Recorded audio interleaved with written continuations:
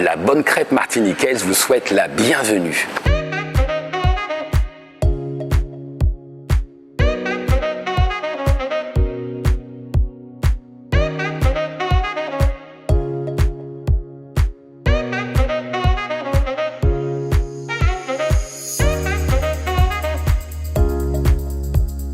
La bonne crêpe martiniquaise, c'est une histoire de famille, c'est une histoire de gastronomie, c'est une histoire de passionnés. Alors l'un de ceux qui me tient le plus à cœur, c'est le PAQTE.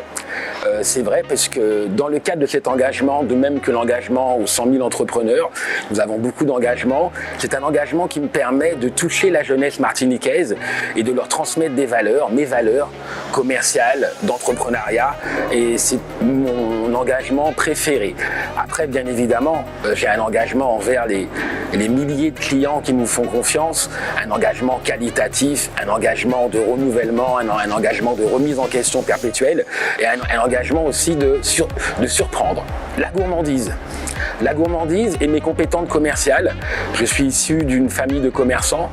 Je salue bien évidemment mon grand-père, monsieur Auguste Langeron, qui a été le premier à Paris à ouvrir une boutique de produits exotiques dans laquelle j'ai baigné, également dans les marchés parisiens. Déjà comme ambassadeur de la Martinique, on était les premiers à vendre les produits exotiques que mon grand-père faisait venir directement de Martinique. Après, j'ai eu un cursus commercial, mais mon école de vie a été vraiment au contact des clients. Alors, le message, c'est qu'ils ont les mêmes chances que les autres. Même si, effectivement, au niveau financier, au niveau infrastructure, peut-être au niveau encadrement familial, c'est pas la même chose, mais leurs chances sont les mêmes. Et ce que je peux leur dire, c'est que les hommes les plus riches du monde ne sont pas spécialement des gens issus de la bourgeoisie ou issus des milieux aisés.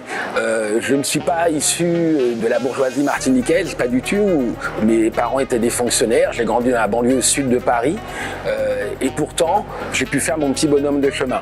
Donc je peux leur donner mon exemple, mais bien d'autres exemples. J'aime bien citer l'exemple de Nelson Mandela, emprisonné pendant des années. Et voilà, donc là-dessus, c'est ce qu'on appelle retourner l'avenir comme une crêpe. En fin de compte, ça c'est très important. Quand elle se rétrécit légèrement, et légèrement elle se lève comme ça, ça veut dire qu'elle est prête à être retournée. La crêpe m'a permis de me resituer. La crêpe m'a permis de trouver ma voie.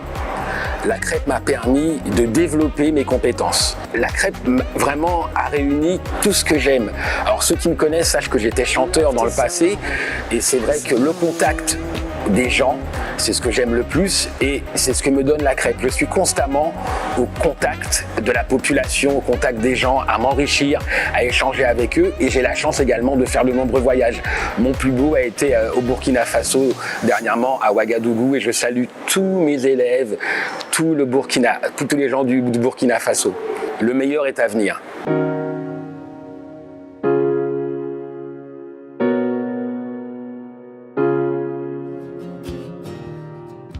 Un jour dans sa mémoire, le vieil esclave Joe retrouva son histoire, oublia tous ses mots, une vision magique vint s'offrir à ses yeux du beau pays d'Afrique où il vivait heureux. Son père était guerrier, chef d'une tribu, jamais dans son passé souillure il n'a connu. Plus forte que cette année où les bateaux du blanc ont un jour débarqué pour voler ses enfants. Non, je n'oublierai jamais, non. Tu n'oublieras jamais, non, non, non, non, non, non, nous n'oublierons jamais.